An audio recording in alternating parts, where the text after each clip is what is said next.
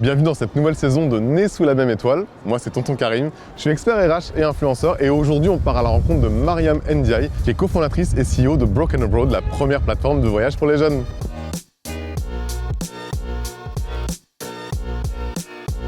Hello! Hey Mariam! Ça va? Comment tu vas? Ça va et toi? Je suis super content. Bon, on te récupère du coup là en sortie de voyage. Yes! On se fait la route ensemble? Bah ouais, on y va? Allez, vas-y. Let's go!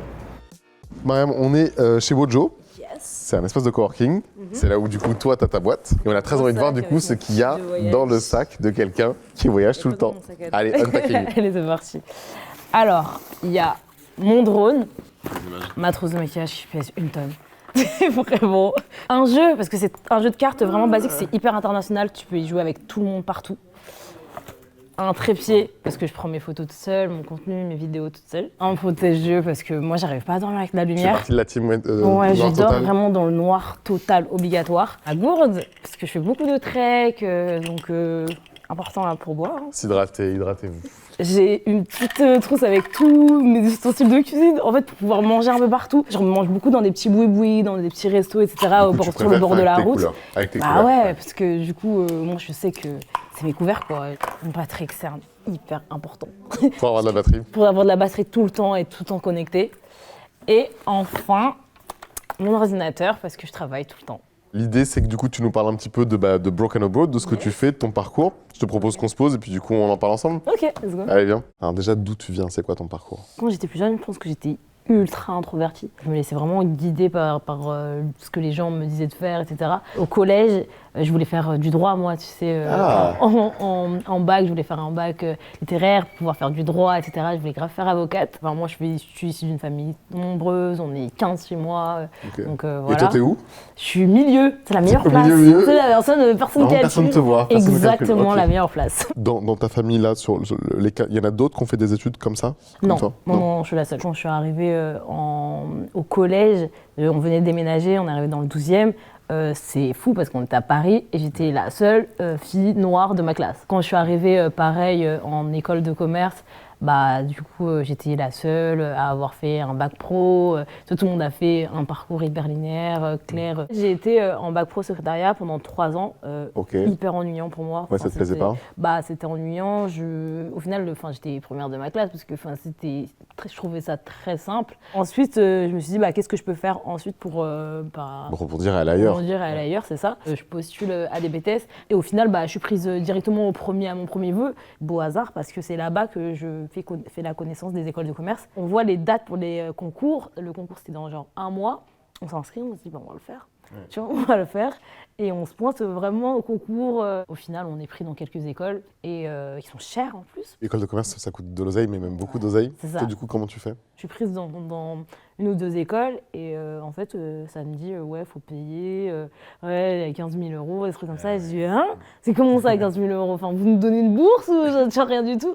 En plus, moi, j'étais boursière à l'époque, échelon 7, bis, tu vois, le dernier échelon. C'est le dernier échelon? Ouais. Et donc, je me dis, quitte à débourser de l'argent, je vais à débourser de l'argent pour la meilleure école, tu vois. Donc je me suis dit, bah, l'année prochaine, je vais préparer le concours pour l'année prochaine et je vais travailler toute l'année, comme ça j'aurai au moins de quoi payer, tu vois, la première année, tu vois. Et donc moi je teste, l'année d'après je fais quand même une licence parce que je me dis, je vais pas rester juste à réviser et travailler. Donc j'ai pris un job étudiant au McDo. Parallèle de ça, fallait que j'apprenne justement les matières du concours et pendant l'année de licence, j'ai appris qu'il y avait des écoles qui étaient gratuites pour les boursiers. Alors là, et là, tu te dis... J'ai dit, bah alors là... Magnifique.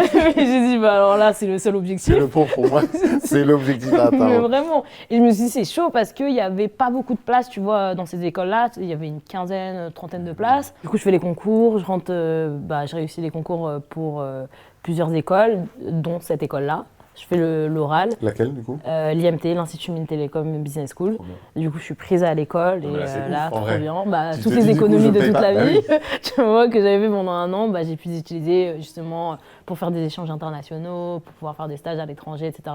Donc, ça m'a permis aussi d'avoir beaucoup plus d'expérience. Donc, c'était super. Incroyable. Yes. Et qu'est-ce qui fait que du coup, tu te lances dans l'entrepreneuriat? Moi, j'adore les challenges. Ouais. Tu vois, j'adore voir autre chose, tester des choses, prendre des risques. Ça me fait pas peur, en fait, les challenges. Qu'est-ce qui fait que tu lances Broken Abroad, c'est ça? Moi, j'étais sur les sites de voyage. J'avais les 15 onglets ouverts. Et à chaque fois, je me disais, punaise, j'avais grave le faux mot. Je me disais, j'ai pas envie de rater une offre, un deal, un bon plan. Donc, j'étais tout le temps en train d'actualiser des offres. Et ça me faisait kiffer en plus. Et je me suis dit, je vais pas garder ça pour moi en réalité. Enfin, je vais me dire, chacun a son problème. Tu vas se débrouiller. Je gatekeep. Débrouillez-vous. Et du coup, je trouvais ça trop dommage qu'il y ait plein de personnes qui n'aient pas accès à ça. Je me rendais pas compte que ça me prenait du temps, tu vois. Mais dans ma tête, je me disais, mais en fait, ça me prend pas du temps, je suis toujours dessus. Donc, au final, tous les bons plans que je vais trouver, je vais les mettre sur mes réseaux sociaux. Tu dirais que c'est quoi la plus grosse problématique que toi, tu as rencontrée? En fait, c'est au départ la folie des grandeurs.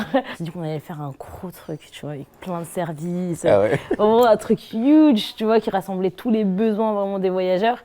On n'avait pas d'argent. Tu vois, qu'est-ce qu'on voulait voir, tu vois, on n'avait pas d'argent. Et en fait, même juste faire un petit site tout simple, ça coûtait de l'argent, tu vois, dès le départ. Ouais. Donc pour commencer, on a fait un petit site, sur un CMS tout simple, avec, au départ, ça allait être vraiment plein de services. Au final, c'était une newsletter, tu t'inscris, tu reçois les bons plans, tu t'envoles, vraiment 3 mots, une promesse. Ça a tout de suite marché, dès qu'on a lancé Broken Abroad, on a eu plus de 5000 inscriptions sur la plateforme. Ah ouais, quand tu vois, en full organique, et du coup, ça a marché, quoi. Et nous voyager, c'est quoi là, les plus beaux voyages que tu as fait? Les plus beaux voyages que j'ai fait, c'est les voyages auxquels je ne m'attendais pas. Moi, j'adore voyager en road trip, tu vois, avec mon sac à dos, sur la route, etc. Je le faisais parce que j'avais pas beaucoup d'argent. Mais au final, mes voyages étaient 100 fois plus riches que quelqu'un qui a pris l'avion, qui est arrivé directement à destination, qui est arrivé dans son hôtel et qui a vu personne sur la route, qui n'a pas mangé avec des petits locaux sur le bord de l'autoroute, qui n'a pas fait du petit stop et qui a rencontré toute une famille, qui est partie dormir chez eux pendant 3 jours, tu vois.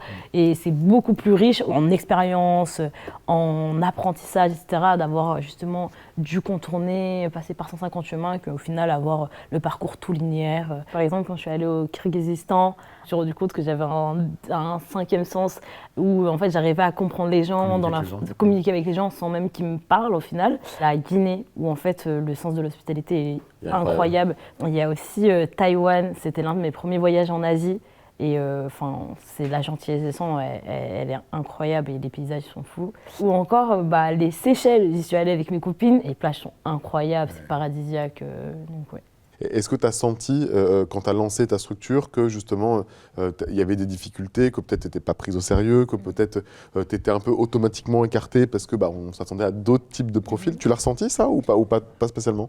Ouais, moi, tu sais, je l'ai ressenti que récemment pendant la levée de fonds. Parce que moi, en fait, depuis toute petite, j'ai toujours été un peu un ovni. J'ai toujours été dans ce truc où je suis là... mais on ne sait pas pourquoi. Et du coup, je vais me battre, je vais chercher des infos, je vais essayer de trouver des trucs astuces pour réussir à monter, à trouver des options. Et donc, en fait, quand je lance ma boîte, je suis encore dans ce mindset, je suis encore dans le truc de c'est dur, mais en fait, on va le faire quand même. Il n'y a pas d'autre moyen, c'est juste dur. Et en fait, dans ma tête, c'est dur pour tout le monde aussi, tu vois. Mais j'ai l'impression que plus t'es habitué, plus jeune, t'es habitué, conditionné en mode nous, ça va être dur, parce que nous, c'est dur. Nous, c'est pas genre les portes ouvertes, nous, faut tout fracasser. Et comme il n'y a pas tout sur un plateau, en fait, quand dès petit, tu sais qu'en fait ta vie, ça va être ça, du coup, je pense que tu fais avec et puis point, quoi. Ouais, après, quand tu t'en rends compte et tu vois les autres, au final, c'est à travers les autres vraiment que tu te rends compte que c'est chaud, en fait, ce que tu as fait, ce que tu as vécu, comment tu as dû passer par 150 chemins, etc. Pour y arriver, c'est là que tu te dis, ah ouais, c'est chiant quand même, c'est pas drôle. Au final, moi, j'ai mis 10 ans à faire ça, alors que il y en a, on leur a offert comme ça sur un plateau, c'est relou. Donc là, Mariam, par exemple, du coup, tu as fait une levée de fonds. Donc une levée de fonds, c'est chercher des investisseurs pour qu'ils t'aident du coup à faire grossir ta boîte. Donc là, tu as senti que c'était compliqué pour toi? Ouais, c'était horrible. En fait, c'est là que je me rends compte de qui je suis, tu vois, à personne, que je suis une femme, que je suis jeune, que je suis noire, que je suis ici une minorité, que je n'ai pas beaucoup d'argent. Tu vois, je me rends compte vraiment que je suis dans plein de petites cases. Tu vois, et après, tu vois les statistiques qui sortent de partout avec 2% de femmes qui lèvent des fonds. Dans ces 2%, moi, je suis même pas à 0,000, tu vois. J'ai dit, ah ouais, ok. Je suis très dans le si je fais bien, je vais réussir, tu vois. Si je suis excellente dans ça, je vais réussir, tu vois. Donc en fait, quand je lance Broken Abroad et quand quand on fait les chiffres qu'on fait chez Broken Abroad, qu'on réussit à atteindre des croissances à plus de 300%, qu'on réussit à avoir des clients en organique, on était déjà à plus de 100 000 clients en organique, on n'avait jamais investi, on a un revenu récurrent chaque mois. Tu vois, on fait de l'abonnement, tu vois, donc tu vois, on cochait toutes les cases de la levée de fonds, tu vois, de l'abonnement, une communauté. C'est les gens généralement ils lèvent des fonds pour créer des communautés, tu vois. Nous, en fait, on l'avait déjà la communauté, on avait déjà la croissance et tout. Et en fait, on se dit, bah, nous, on va lever des fonds en un mois, quoi. Tu vois, tout est bon. Ok, déjà, il faut trouver les contacts des fonds. Déjà, pour commencer, hyper compliqué. On les a pas, on envoie des mails, on n'a pas de réponse. On contacte tout le monde, on n'a pas de réponse. On est élu Future 40, donc c'est les 40 startups les plus prometteuses de Station F. Et pour autant, on n'a quand même pas forcément de réponse des fonds, etc. Et du coup, c'est là qu'on se rend compte que, il y a des bâtons, il y a un plafond de verre qui est bien dur. Et qu'il faut péter. Et c'est dur. Péter ou contourner, parce que du coup, c'est le moyen qu'on a réussi, parce qu'on n'a pas réussi à le péter, tu vois. Et du coup, nous, ce qu'on a fait, c'est qu'on l'a contourné et qu'on a fait justement une levée de fonds participative. On a dit, OK, nos investisseurs, ça va être nos clients ou des gens qui nous connaissent, notre entourage, des gens qui croient en nous. Et en moins d'un mois, on a levé 700 000 € avec notre communauté.